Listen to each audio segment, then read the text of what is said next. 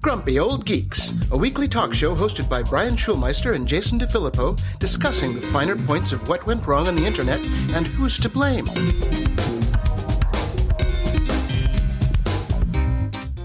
Welcome to Grumpy Old Geeks. I'm Jason DeFilippo. And I'm Brian Schulmeister. Brian, we are the two luckiest people on the planet Earth right now. Really? Tell me why, because we're gonna be recording a show while the presidential debate is on, so we don't have to watch it. Oh, that's true. I wasn't gonna watch it anyways. Oh, I'm not into reruns. I saw this one 4 years ago. Exactly. So this time we have technology. They found the mute button. So we'll see how that works. Yeah. Unless they're in soundproof booths, sound travels across the stage. Yes, the other microphone will pick it up. Yeah, so we'll see how that goes. Anyways. We'll catch the reruns later of the reruns, the clips. So, we'll see what goes viral after the spin room. We fucking idiots. So I have a little follow up, Brian. Yes, this is on why I rag on ID authentication systems so much on the show. Okay, it came up the other day when we were talking about the Pornhub getting pulled out of a few more states because their pullout strategy is solid. I'm just saying, because they're pulling out because the states are requiring ID services. So this is a new one, and this involves a major security lapse that has been uncovered involving Authentics. Okay. Took me a while to get that name. I was looking at AU, the number 10, and TIX. I'm like, authentic. It's kind of clever. Kind of clever. Baby, she's so authentic. So this is an Israel-based company responsible for varying identities for TikTok, Uber, X, which I think is a joke because we know X doesn't actually verify identities unless Authentics is also a credit card company, because all you need to get identified as being, a verified person on X is a credit card. So, Yeah. So apparently these credentials, or administrative credentials, have been available for over a year, allowing hackers to access sensitive data, including driver's licenses and other personal information. Blah, blah, blah. So, yeah, when you have centralized ID services, bad things can happen. And yes, exposed data includes names, dates of birth, nationalities, identification numbers, and photos of identity documents. What more does one need, really? Well, here's what's even better. Their clients include Fiverr, who cares, but Coinbase. Coinbase. Yes. I have never, ever done one of these authentications for any site ever. Oh, I have. It's called the IRS. I've had to do it for the IRS. Okay, I've done it for the IRS. That's true. I've had to do that for them too. Yeah, and that was, by the way, not a government-run company. That was a third-party vendor, gussed up to look like it was a government website. So yeah, they outsourced that shit too. Yeah, but I mean, I understand why people don't want to do these things. I mean, obviously, you don't even have to listen to our show to understand that these things there's hacks every fucking day. Nothing is safe and secure. And you know what? There are plenty of other places I can go besides Pornhub, and I don't have to upload my driver's license to somebody. Exactly. Because all these are government mandated spoffs. That's all it is. So be done with it. Go jerk off elsewhere, I say. Yeah. And God knows it's not like it's difficult to fake an ID. In the news,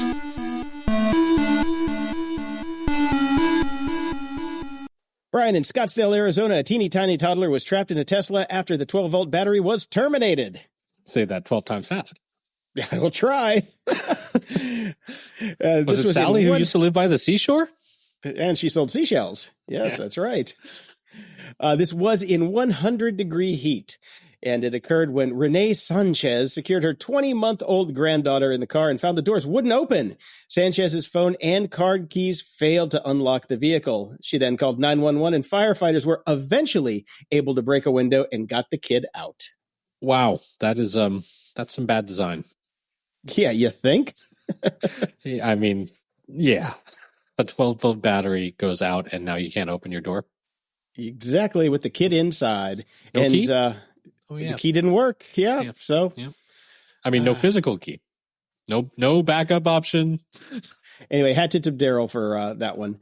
So thank you, Daryl. But we got a little more Tesla news to go through here. In Fort Lauderdale, Florida, of course, the only Fort Lauderdale we know, 34 Tesla Cybertrucks worth about $2.7 million collectively were vandalized with graffiti reading, "Fuck Elon." I'd pay more for that one. Yeah, that's like the Banksy that got shredded. Just increase the value. Yeah, seriously, saves me the time and effort of doing it myself. So a passerby actually filmed the damage going by. We saw this in the Instagram video, which was pretty funny. Check it in the show notes. Now, local police are investigating.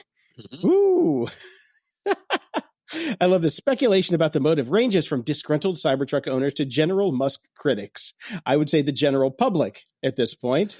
Yeah, there's a lot of people that could be brought in for this. Yep. Who hasn't wanted to spray paint "fuck Elon" on things? Well, I'm going to tell you one person that has, since we're on the topic of Tesla. A newly bought Cybertruck crashed into a neighbor's home just 4 hours after the owner bought it. Wow. The driver reported the truck's back wheels locked, a known issue that led to a recall in April. So why is he getting a new truck that hasn't been fixed, you may ask? I'm asking. Yeah, I'm asking too. I bet he's asking for sure. And we have surveillance footage of this actually happening. It's kind of teeny tiny and you got to squint, but there is some of that going on. So here's the deal. The $109,000 vehicle will cost $30,000 to repair and take a year.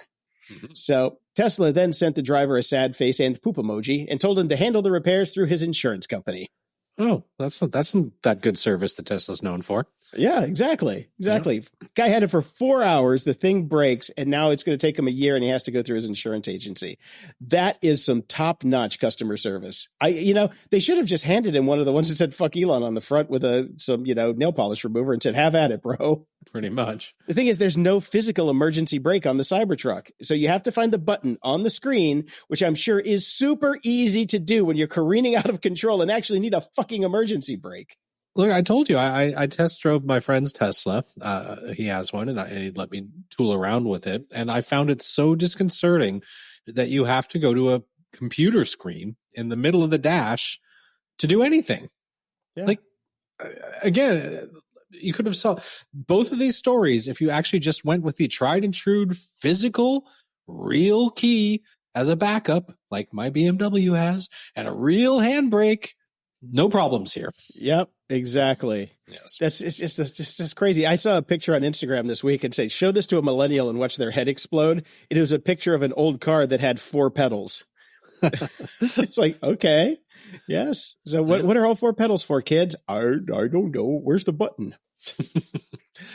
Well, we talked a little bit about some of the other EV companies out there. The one that went out of business the other week, Fisker or Disker or whatever the Frisker it was called. Fisker, yes. Yes. Well, Rivian's got a new lease on life. Volkswagen and the EV company Rivian have entered into a new partnership, and the total price tag for the collaboration could reach an eye-popping $5 billion. Ooh. The TLDR on this is basically Volkswagen software sucks. Rivian has good software. Rivian needs money. Volkswagen's got that. They've got that. So match made in heaven. Yeah, so that'll be basically that. So at least Rivian will make it through. And I've got to say, I haven't done a test drive, but I've seen the trucks around, and I do like how they look. Yeah, they look nice. Ex-guest of the show, Shane Nickerson, got one of the first Rivians to roll off, and he was just raving about it. And that was like one of the new ones, like when they were first new. So I'm guessing they got better since then. I hope they have physical handbrakes. Yeah, I'm not going to go that far. No, me either. Volkswagens do, though. So. Yes. Yes, and speaking of Elon, deepfakes of Elon Musk are pushing crypto giveaway scams on YouTube Live, a YouTube Live broadcast that ran for 5 hours. What? Before getting caught, used a deepfake of Elon Musk to push a cryptocurrency scam in the latest of a series of similar bogus streams. This video, which has since been taken down, thank God, showed a clip of Musk that was meant to look like a live stream from a Tesla event with an AI-generated version of his voice instructing viewers to visit a website and deposit their Bitcoin, Ethereum, or Dogecoin in order to participate in the giveaway. This message played on a loop promised the system would then automatically send back double the amount of the cryptocurrency you deposited, because that happens in real life. Yeah.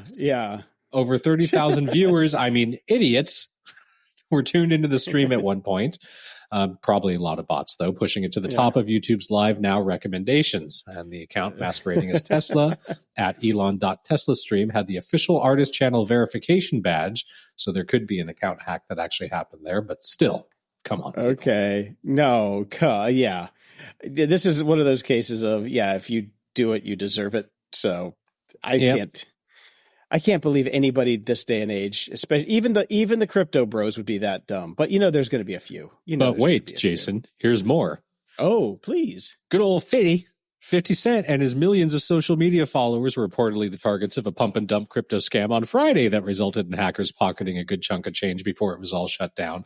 The exact amount they made is unclear. The rapper originally wrote on Instagram that whoever did this made $300 million in 30 minutes. Whoops. But the post has since been edited to say 3 million as of this afternoon. Which is still a decent chunk of change. Still a lot. The scammers used 50 Cent's X account and website, This Is 50, to push $ gun it. Gun it. Yeah. So Twitter quickly worked to lock my account back down, he said. His X account and thisis50.com still appear to be unavailable. So they are locked back down. Way to go, crypto bros. You're still out there. I can't believe it. Well, we've talked about Julian Assange since the birth of this show. Since the birth of the universe, it fucking feels like. feels like, yeah. So he is now a free man after finally pleading guilty to espionage charges in exchange for his release. Yes, he received a $500,000 Bitcoin donation to cover his private jet flight from the UK to Australia. Did he fly on the space shuttle is what I want to know. That is an awful lot of money. Yeah. For one flight. Yeah, they've actually raised nearly $1 million in combined crypto and fiat currencies. But he spent 5 years in London's Belmarsh prison and faced up to 170 years here in the U.S.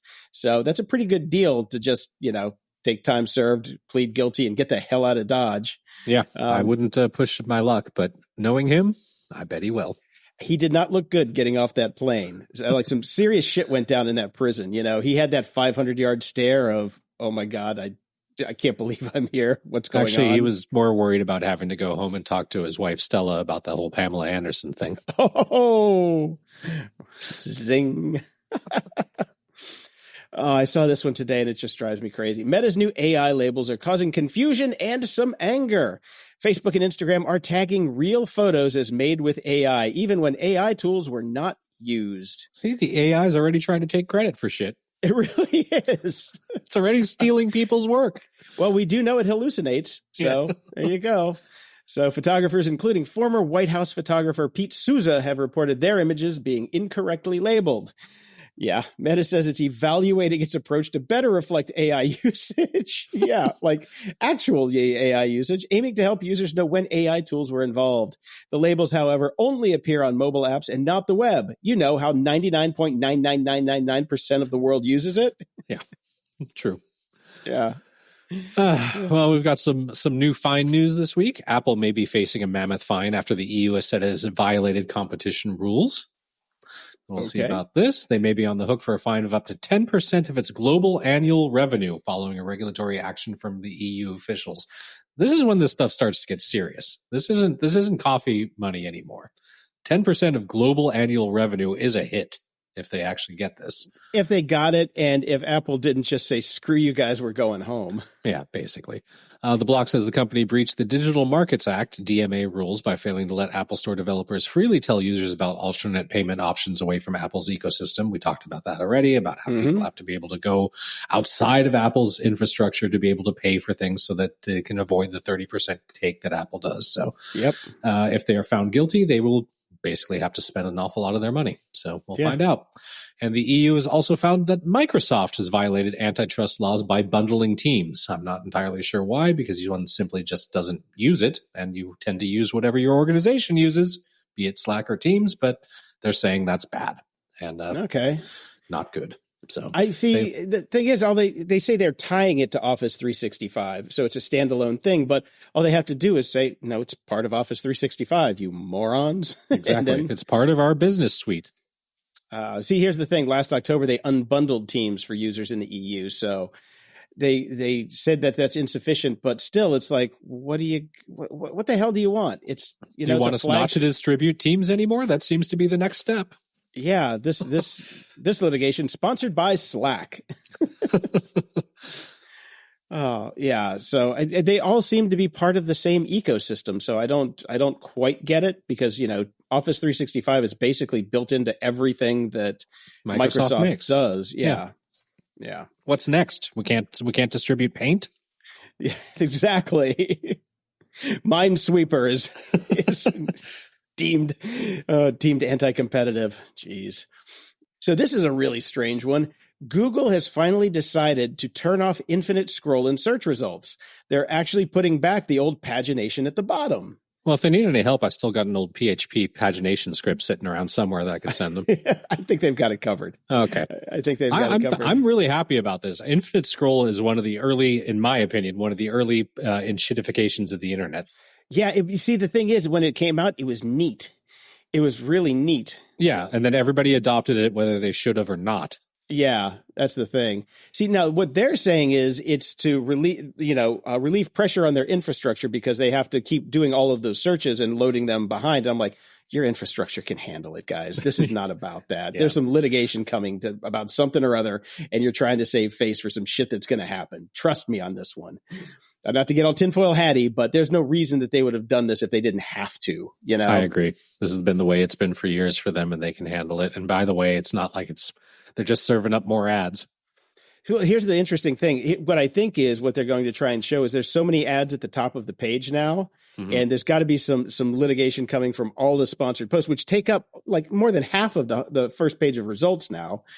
And so they're going to have to like break them up or do something there, because somebody's going to say that, no, with infinite scroll, you can say, like, on a typical SERP page, then you're going to have like X percentage of the thing that's ads. With infinite scroll, you can take that number down drastically. And I'm sure somebody found a way to litigate around that and say, no, look at this. There's so many ads on here that we can't even see the results anymore, which is really screwing with everybody else. There's something, or they just found out another way to make more money. That's the other possibility. That is the other, most likely possibility there. Yeah. There's definitely something there. Yeah. There's something, there's some shenanigans going on there. And I'm sure we'll find out in the next couple of episodes. Yeah, when the lawsuits actually hit. Well, we managed to make it about almost 20 minutes in without talking about AI, so let's get to it. Here we go. Time has joined a growing number of publications that have signed a licensing deal with OpenAI. The ChatGPT creator will now legally be able to train its large language models on 101 years' worth of the storied publication's journalism. They will also have access to real-time content from Time, hence the name Time, with the apparent aim of answering user queries about breaking news. In return, OpenAI will cite Time and link back to source material on the publication's website. Bullshit. Which, they may do for like a week. Have they stopped looking yet? All right, turn that off. Well, we'll get to my next story in a second. But yes, continue on. Perhaps Time will get a monetary kickback too, like other publishers that have shuffled over to OpenAI with a ragged cap in hand and an eye on one new revenue source for struggling media companies. Time says the agreement builds on its commitment to expand global access to accurate and trusted information. It dropped its website paywall last year for the same reason, or that nobody paid for it. Nobody paid for it. It was costing more for keep the developers on staff to maintain it, probably.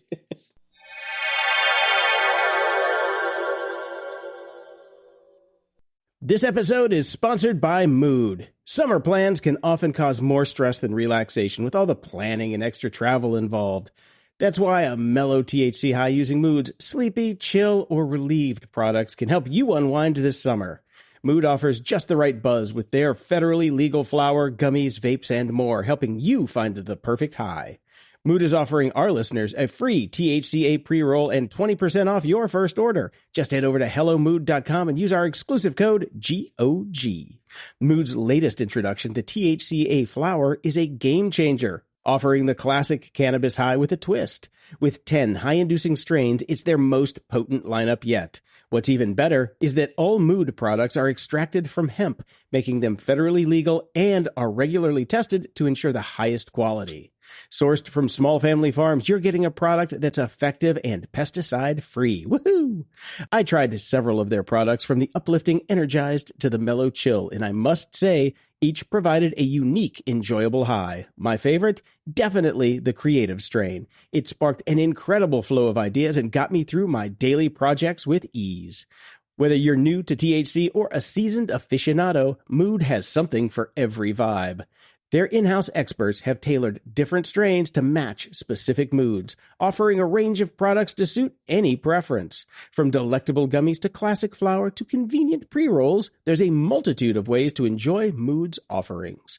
Add more relaxation to your summer plans with Mood. For a limited time only, get 20% off your first order and a free THCA pre-roll. Just go to HelloMood.com and use promo code GOG. That's HelloMood.com, code GOG for 20% off your order and a free THCA pre-roll. Everyone needs a world-class VPN. Grumpy Old Geeks recommends private internet access to protect your online privacy and identity. Private internet access never keeps any records of their users' online activities, so you can be assured that you have complete privacy and nobody knows what you're doing online. No matter your technical skills, private internet access is one of the easiest VPN apps out there.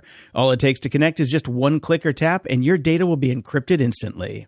With just one private internet access VPN subscription, you can connect up to 10 devices at the same time.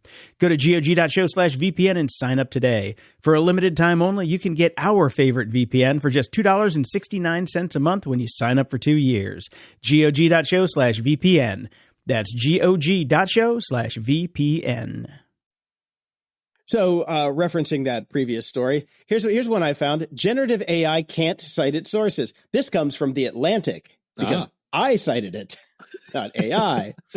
OpenAI and other tech companies have signed deals with major publishers like the Wall Street Journal, The Atlantic, and Time Now to use their content. And the partnerships aim to improve AI-generated responses, but they do say that there are significant issues. Because despite promises of increased readership and accurate citations, AI models like ChatGPT and Perplexity often fail to credit original sources reliably. Now, here's the thing. I was trying to explain this to somebody else today who wanted the same kind of thing done. It's like, we've got our content. We want to have it searchable and with AI, but we want it to cite back to the exact sources and where it comes from. The problem with this is if you read about how AI works, this generative AI, they take all the words from all of the sources and pour them into a bucket and mix it all up. And they see which match more often with the other ones. Exactly. And then they spit some shit back out. So they don't know if the word "and" comes from this article, this article, this article, or this article. So you can't really trace back to a source because a sentence might come from 18 different sources at the same time. So that makes it difficult. There was some sort of site that linked back to original sources. Maybe we could call it some sort of Wikipedia. Oh, something like that. Maybe. Or something like that. Yes, or just search engines that used to link back to sources. used to give you accurate results. Instead, it wants you to put glue in pizza sauce now. So it is a fundamental problem with the technology to get accurate attribution. So, that whole thing about, that's why I was laughing about Time saying that, we're going to get backlinks to the stories. It's like, no, you're not. No, you're not. Good. No, it's going to break the fundamental rule of what it's trying to do. So we'll see if they fix that problem. This is a current problem, and current problems tend to not be future problems. I know. So we'll see how it happens.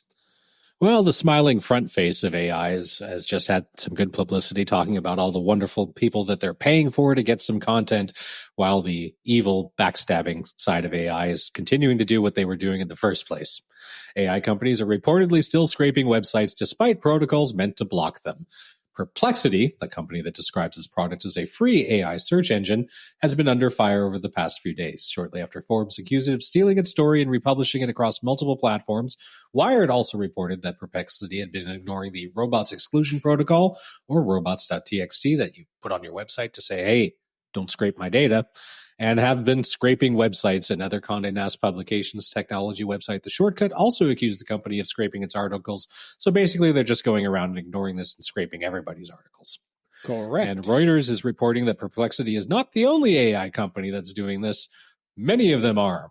They say they saw a letter addressed to publishers from Tollbit, a startup that pairs them with AI firms so they can reach licensing deals, warning them that AI agents from multiple sources, not just one company, are opting to bypass the robots.txt protocol to retrieve content from sites. They didn't name any companies, but Business Insider said it has also learned that OpenAI and Anthropic, the creators of ChatGPT and Claude, are also bypassing robots.txt signals. So basically, they're all doing it. Mm-hmm.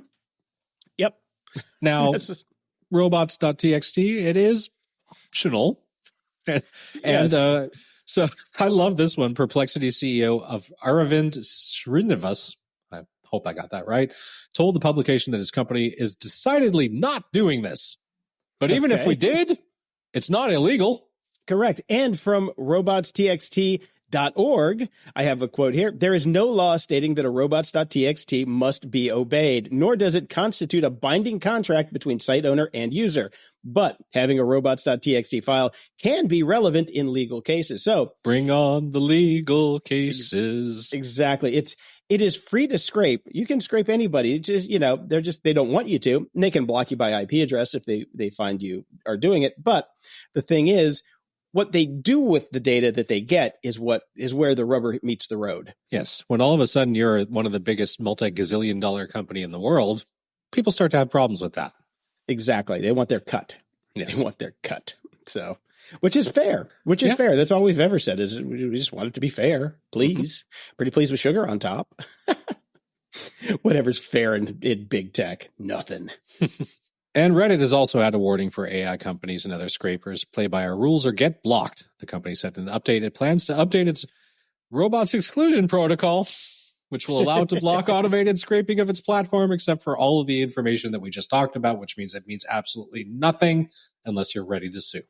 So get those lawyers fired up, Reddit. Otherwise, anything you're doing isn't going to matter at all. Nope. Okay, here we go. I think my final bit of AI news for the news. I'm sure we have some more later. OpenAI's CTO Mira Murati has stepped in shit again by suggesting that creative jobs lost to AI, quote, shouldn't have been there in the first place, end quote.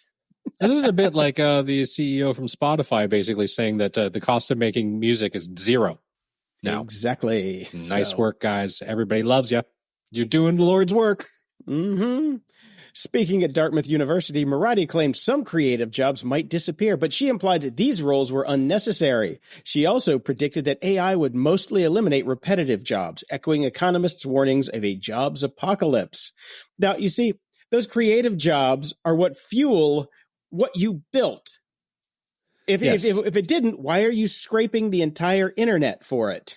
Yes. That's all I'm saying. You're taking everybody's creative work and making a tool that will now get us all fired. Mm-hmm. But kudos for saying the quiet part out loud, Murati. Yeah, seriously.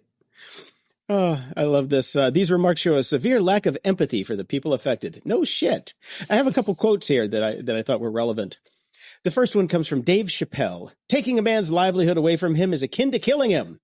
And then we have another one from Risky Business. In a sluggish economy, never, ever fuck with another man's livelihood. And we have the final one from Baltasar Gracian in the 1600s. Never contend with a man who has nothing to lose. So watch your fucking back, Mira. You know, when I scanned the notes, I thought that was Battlestar Galactica. I know you did. I did too. Like, I don't remember that quote. Must have been in the final because I was too drunk to watch that thing.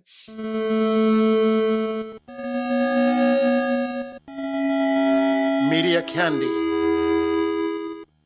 Brian, Dave is gone for 2 weeks, so we got to talk about that last episode of The Acolyte. Now, please. It was great.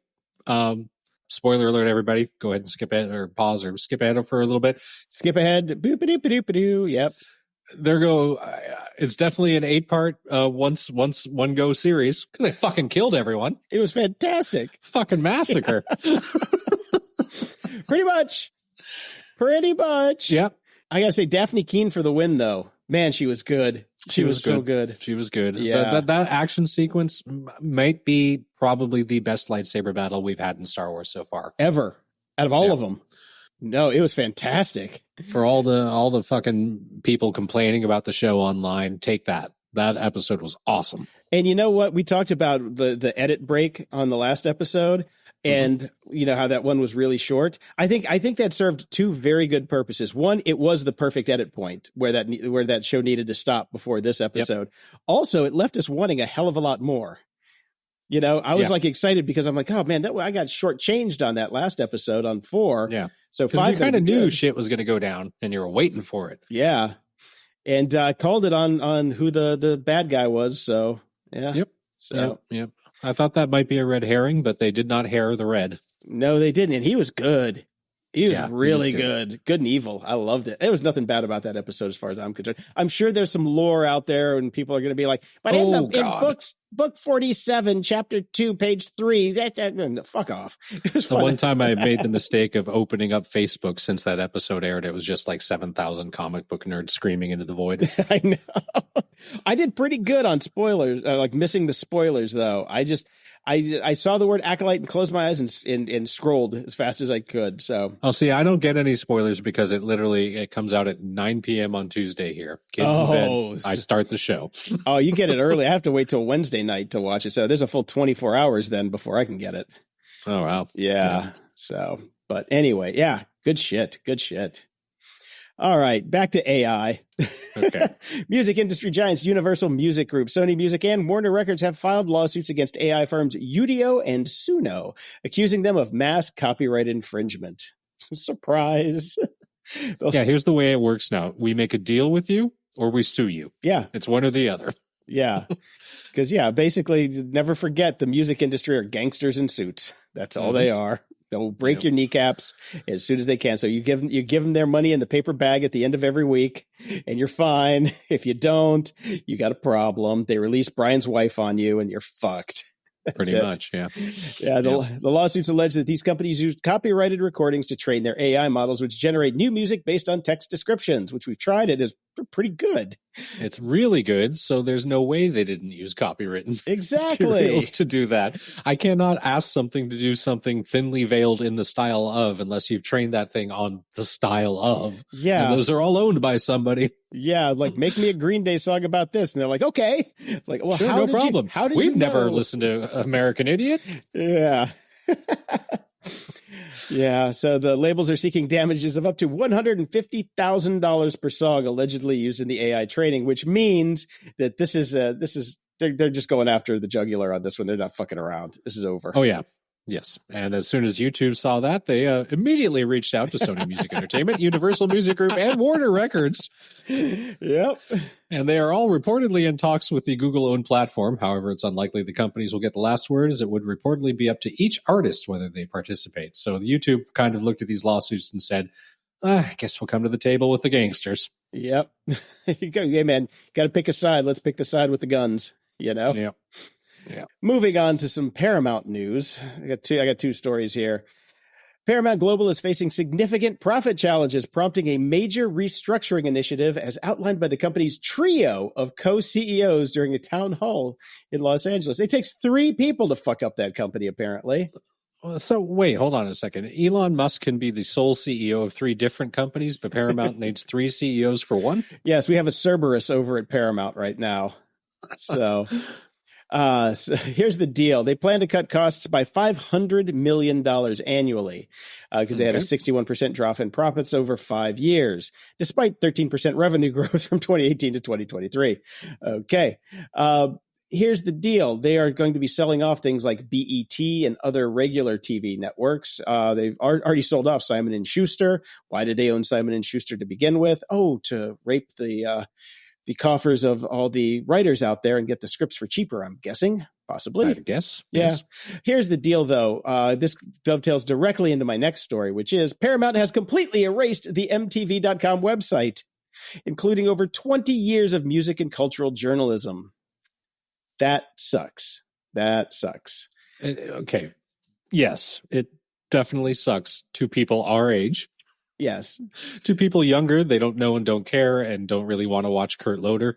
I do wonder, is this a preemptive move to stop it from getting scraped? To say, we have this and we will sell this to you. That's possible. They are trying to get more money. So that's what I'm thinking. Yeah, I bet it's probably a little too late, though. I'm sure that shit was scraped long ago. We're calling it deletion, but that just means visibility set to 0. 0. That's true. Yeah. Says some articles were saved on the Wayback Machine, but the bulk of MTV's cultural history is gone, which I don't think anybody was reading anyway. So, well, that's the thing. Like, how many people were going back and looking at this? Now, if you're a cost cutter and you don't care about culture or anything, and you're just looking at numbers and you're going, what the hell is this massive website storage bill with has 5 views a month? Yeah. What are we doing with this? Yeah, because don't forget, studio heads are also gangsters in suits. Mm-hmm. Yeah, same. They're cut from the same cloth as as music execs. So, yeah, they go by the numbers. Everything's about the numbers. Just look at WB and the Discovery thing. That whole thing is driven by a spreadsheet. Let's kill everything and take it as a write off if we can. So, so with it, basically, here's what I really love. So now the homepage is just basically a list of TV shows. It's like a bunch of thumbnails. And if you look, you can find the TV schedule button. And the homepage has probably 50 different shows on it, none of which I've ever heard of. So I click on the thing because MTV has been known as the ridiculousness channel for quite some time. But they've upped their game. There are 3 shows now on MTV that run all day: Teen Mom, Catfish, and Ridiculousness. So they've expanded. So you got to get Paramount Plus if you want the bulk of the shitty programming that they offer. Yeah, great. Just what I wanted.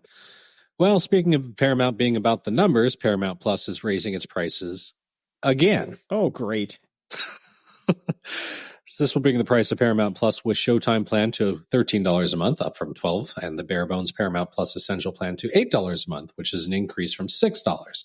The increase takes effect on August 20th for new customers, though pre-existing users will have until around September 20th. Ooh. There is a silver lining. Pre-existing customers who subscribe to the Essential plan will avoid a price increase for now. Remember how I said streaming is just the cable model again now? Yeah. Their pricing now reflects it because it's all confusing as fuck. Yep, exactly. Anyways, so then I was basically thinking, okay, I subscribe to Paramount Plus, but I'm there basically entirely for Star Trek. Yeah, exactly. So if you are somebody like that for as well, might as well hit the cancel button because Star Trek Lower Decks not expected until late 2024. So you have a couple months. Star Trek Strange New Worlds not until 2025. Star Trek Discovery is thankfully over. Yay. Star Trek Prodigy is now on Netflix because why not? Why not? Sure, it's Star Trek. We're the home of Star Trek, except for that one. Star Trek Section 31, we have no idea when that's coming out. It's already been downgraded to a movie. It's not a series anymore. Star Trek Starfleet Academy hasn't even cast its cast yet. So looks like time to drop Paramount for a while. Yeah, I do need to double check soccer offerings because they carry Champions League, but that's over until next year. But the real thing that's going to get everybody, not you, Jason, but a lot of people, the fractured nature of sports over streaming is a stranglehold most services are trying to get over us on for sure. And I guarantee you in 20 years, there's going to be some sort of fucking lawsuit about how they were all in collusion about spreading this shit around to screw us all. Of course. Yeah. So I canceled that quite some time ago because I didn't want to watch Discovery and don't have to. I'm really bummed about Strange New Worlds not coming out until next year though. That really bums me. They're gonna let Lower Decks run, so and then do it after. Plus they still have to do all the visual effects. They just stopped shooting like last month, I think. Yeah. Oh well, bummer. I started watching the movie The YouTube Effect by William S. Preston Esquire. Alex Winter. Another one of his documentaries, and it's good, but it's depressing. It's depressing. Yeah, that kind of seems to be his jam right now. Yeah, it really is. Not really that. I don't know if I'll finish it. It's well done. I mean, his documentaries are always really well done, but it's just like they're into the part now where the algorithm is taken over and there's nothing you can really do about it. You will be radicalized in some way, shape, or form if you watch YouTube enough. It's a math game. You're going to be screwed. Yeah. Same with X now. Yeah. God. Same with all of them. All of them. Yeah. I saw this one. I just had to laugh. Flat Earthers is a forthcoming reality TV game show featuring, people who insist that the Earth is flat. The show is in production by The Network, which is a new streaming service. Good luck, guys. Why would you launch a streaming service right now? Jesus. The show pits 5 families of flat earthers against a formidable panel comprising scientists, theologians, and cartographers. Okay. The families are each given $50,000 as a, quote, research budget to conduct experiments that they expect to prove that science is wrong, because $50,000 will prove science is wrong. And if they can sway the majority of the panel, they'll walk away with a big cash prize. I can't wait. I will never see it because it's on the network, but I might find it on the YouTube sometime in the future. Yeah, it'll be edited to show that the Earth is flat because you'll have gone down the rabbit hole. Yeah, pretty much. Yeah, if you watch it on YouTube long enough, you will believe the Earth is flat too. Yes. Finally, in AI media news, Toys R Us is the first company to put out a film, a quote-unquote film, made using OpenAI's Sora technology. Mm-hmm. I watched a little bit of the trailer. You have to go to toysrus.com to go see the whole thing, which is about a minute long. The trailer looks just like any standard run-of-the-mill CGI thing, you know? Yeah. Except Jeffrey has 17 toes. Wait, giraffes aren't supposed to have 17 toes? I thought that was true. Brian, go do your own research. I saw it on YouTube.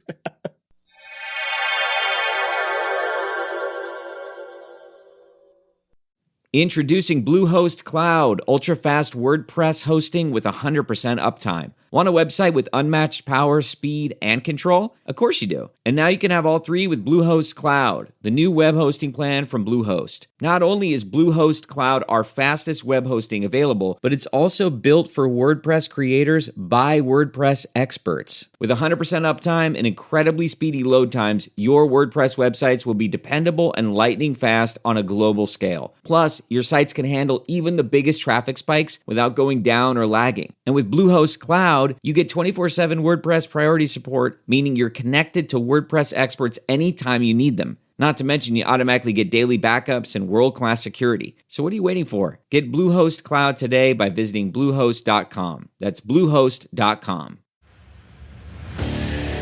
What makes a life a good one? Is it the adventure you have?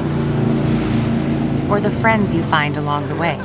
Maybe it's pursuing your passion while striving to protect, defend, and save what you believe in every single day. So, what makes a life a good one? In the Coast Guard, we think it's all of the above and more, but you'll have to find out for yourself. Visit gocoastguard.com to learn more. Ups and doodads. So I don't know how I found this one. Oh, the algorithm gave it to me. It's a video from Marquise Brownlee, also known as MKBHD. It's about the new Prius, and it's called "The New Prius is Sick?" ? Exclamation point. Yeah, I've seen the new Prius around town, and it's actually not bad looking. I gotta say, it's good looking. I would actually say. Yeah, I was like, all right, it's a good looking car. I'm not mad at that. Is kind of what I was saying. So and the whole like sunroof is a solar panel. Yeah, genius. Yeah, it doesn't do a lot, but it does some. Well, think about it. If you're in California, if you're parking outside all day. Well, he did this. He parked it and left it for like 3 days, and it got about 12% charge in direct sunlight in 3 days. But it's something. It's something. That's 12% less gas or electricity you just paid for. Yeah, and it's got a pretty good range, and it looks not bad. It doesn't look bad at all. I got to be honest. I never in my life thought I'd own a Prius because I hated round one. Yeah. This is pretty good. Yeah. I mean, I'm not going to buy one because I don't like cars, but if I had to get a hybrid and Jeep went out of business, then I would actually seriously consider this. If I had these limited options, exactly. then I would take this one. Yes. Right now, I'm still running on liquid dinosaurs. Now we'll keep it going that way for just a bit longer, I think. My roommate almost got the new electric Hummer, and it took me about 10 minutes to talk her out of it. I'm like, no. Anyway, last week we ran into some complications, as it were, with the recording, which were mind-bendingly annoying. Turns out, if you are running Loopback from Rogue Amoeba, and I know a lot of people who actually listen to the show that do run Loopback from Rogue Amoeba, and if you upgraded to the 2.4 version, good luck. Good luck. I know that Dave Bittner had problems with it. And then the next day, I spent like half my day on the phone with Jordan Harbinger, both of us trying to figure this damn thing out. So it turns out we finally got a version from Rogue Amoeba that we could roll back to that you have to get from support. You can't get it on their website. Support was helpful. And yeah, but fuck you in the eye holes, Rogue Amoeba, for actually releasing this thing that broke everybody. Yeah, that was a fun day. Yeah, real fun. And the next day and the next day. So the old version seems to be working now. So if you see should I upgrade to version 2.4? No. Well, we'll talk a little bit about Rabbit R1 for what I hope is the last time. The team behind Rabbitude, the community-formed reverse engineering project for the Rabbit R1, has revealed finding a security issue with the company's code that leaves user-sensitive information accessible to everyone. Oops. In an update posted on their website, the team said it had gained access to the Rabbit code base and found several critical hard-coded API keys. You morons. These keys allow anybody to read every single response the R1A1 device has ever given, including those containing the user's personal information. Oh, God. Luckily, that's about 5. Exactly. Exactly. They could also be used to brick R1 devices, which one could argue they already are bricked since they can't do anything. Alter R1's responses and replace the device's voice. So, yeah. And the Rabbit basically said, we've only been made aware of this alleged data breach. Our security team immediately began investigating it, and as of right now, we're not aware of any customer data being leaked or any compromises to our systems. Because we didn't have a security team, and we're trying to hire one right now on Indeed. Yes, pretty much. So yeah, that's great. These guys did a bang-up job. Yeah, they're winning. They're winning. Yes. So, do you remember the name Noland Arbaugh? Yes. Okay, yes. He was the first guy to receive the Neuralink brain-computer implant. Mm-hmm. For those who don't remember the name Noland Arbaugh, I'm very surprised. Oh, you knew it because you can read it in the damn notes. What am I saying here? Well, we only talked about it a couple months ago. I remember the guy's name. Oh, I was just like, that guy? Like, who would do that? Oh, yeah. So he was apparently on the Joe Rogan Experience because, you know, when you go to Elon's company, you get a free. It comes with a brain implant and a free ticket to the Joe Rogan Experience. That's how he conned and a flamethrower and a flamethrower. Yep, and a free tunnel drive over to Joe's house. So the thing that he is most excited about is what the brain implant has done is given him superhuman gaming abilities. So he basically has an aimbot installed in his brain now. So if any old Quake 3 players out there, this is the railgun machine if you ever really needed one. We're going to have to start calling this guy Murderbot in future stories. Seriously. Nolan Murderbot Arbaugh today won the Cyber Game Championship again. So, yeah, I'm sure a lot of gamers are lining up right now at the Neuralink offices saying, can I get one too, Jesus please? Christ. Oh, God. Wait, hey, at least there's some good that came out of this. So I suppose. It works. It apparently works. So that's good. Okay. Yeah. I can't walk, but I can play video games really well. Okay. Take what you can get. You know? That's right. Yeah. Well, I'm not a big eBay guy, but I've heard you can find all kinds of stuff on there, basically almost everything, including, apparently, this came up this week, a used police Harris Stingray that could allow you to intercept cellular traffic of your friends and enemies. Whee! And if you do that, please let them know about our show. Sharing is caring. Sharing is caring. The Stingray is a widely used law enforcement tool that allows police to intercept cell phone signals and data. Known technically as an IMSI catcher or cell site simulator, it essentially conducts a man-in-the-middle attack emulating the signals of a cell phone tower and draining in unsuspecting mobile traffic. If you haven't gathered yet from that description, they are very much illegal for regular people to have. Yes, they are. And there are other versions that aren't just the Stingrays out there. I talked to a cop one day and he's like, oh yeah, everybody's got those things now. Well, one was up on eBay briefly for $100,000. Yes. Which is a lot of money, but actually well within the approximate price realm of what these devices sell for. So. Yep. And then immediately after this story went live, eBay has removed the listing for the Stingray because it violated the platform's policy on not selling electronic surveillance equipment. Yes, and remember, we are every company's personal security systems these days because they don't do anything until we tell them that it exists on their sites because they don't care. Yep, they don't care. They don't have any people to do it for them if they did care. Yes. Well, Jason, as you know, I've had a little bit more spare time than I had before recently because of my work situation. I decided I need to go take a course again. I should go look into this AI thing from the bottom and just kind of get a real education on it as opposed to just kind of what we've learned doing the show and all that sort of stuff and playing around with it. So I will go take a course, and I found one called AI for Everyone over on Coursera. It's taught by some guy who's intimately involved with Amazon's systems and with a couple other places. They say he was from Stanford. Like, guy knows what he's talking about. Been there at the beginning of AI. I'm going to sign up and I'm going to take it. And I've started it and it's pretty good. However, I want to point out this is not the first time I've taken a course from Coursera. I took one a while back about ethics, digital ethics, and all that sort of stuff. Yeah. I don't remember being told that I was and clicking off on a statement prior to signing up for the class. Okay. My commitment. I'm beginning my learning in AI for everyone. I know learning can be hard, but I have the patience, determination, and discipline to reach my goals.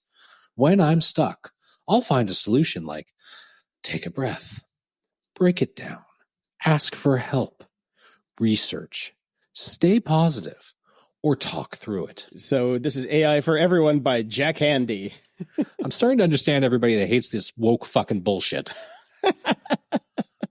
What the fuck is this? That's how you get through life nowadays, Brian. That's it. You sign up for the class and you fucking take it. Yeah, but it could be hard, Brian. That's it. It can be hard. But you must have patience and determination, Brian. Well, I'm glad I agreed to my life's EULA. Okay. Let me know how that course is going there. It's actually pretty good. Okay. All right. That all said, course is pretty good. And I finally have this last link from The Atlantic. Attribution. Haha. Brought to you by People. By the way, attribution for all of our stories is in our show notes. Yes. GOG.show/654. Whatever episode we're on. I'm hallucinating. It's hot in here. What are you going to say? I found this over at The Atlantic by Ian Bogost. It is an article called How the Owner's Guide Became a Rare Book. And if you've ever listened to the show, you've probably heard us bitch and moan that there are no manuals anymore. So I just put this here for your reading pleasure. It's a short read and very good. Yes, I agree. At the library. I have a great little short audiobook out there for Neil Gaiman fans. Unfortunately, it's an older short story that I didn't know existed. It's called How the Marquis Got His Coat Back. It is a Neverwhere story, which I'm a huge fan of Neverwhere because it's I think is his best book personally. And it was read on Audible by Patterson Joseph, who played the Marquis de Carabas in the Neverwhere BBC miniseries. So fantastic little mini book. It was only like an hour long. I think it cost me like $3 or $4. Well worth it. Oh, right. Well worth it for the time. I thoroughly enjoyed it. It was a great story. Highly, highly recommended. If you've never seen the Neverwhere BBC miniseries, there's a link in the show notes. And according to Neil, there will be a Neverwhere sequel. And he was asked, I think on Blue Sky, because he's over at Blue Sky with Scalzi, the two guys that run the place, I guess. They asked him when the Neverwhere sequel will be done. He says probably 18 months after he turns in the final draft of the Good Omens 3 script. So Who knows?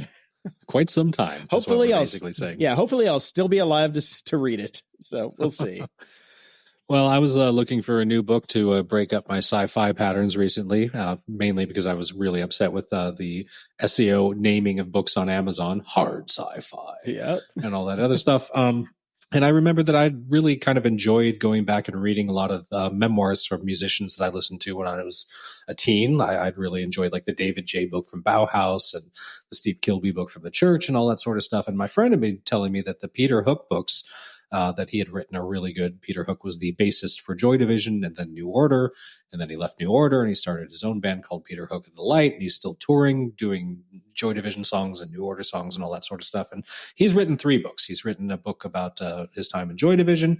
He's written a book about the club, the Hacienda in Manchester, that basically kicked off Manchester and Stone Roses and all that sort of kind of music. And then he's also written a book about his time in New Order. So I figured I'd start with the first one, and I read Unknown Pleasures, Inside Joy Division by Peter Hook.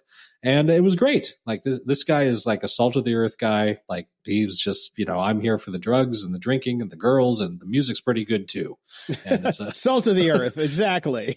Yeah, it's good. It's good stuff. Salt of the earth. Salt of the earth is like I wake up, I go to work, I come home, and I take care of my kids. That's salt of the earth. Not I'm going to go do a couple rails off a hooker's asshole. Come on. Salt of the musician's earth. How's that? Yeah, let's recalibrate our expectations for salt of the earth on that one. I guess I do live in a different world most of my life. Yeah, I was going to say. Anyways, it was an awesome read. I really enjoyed it, so much so that I got the second one, which is about the Hacienda. So I've started that one already too. If you were a big Joy Division fan, I think you're going to really enjoy it, obviously. So well worth the read. Fun times.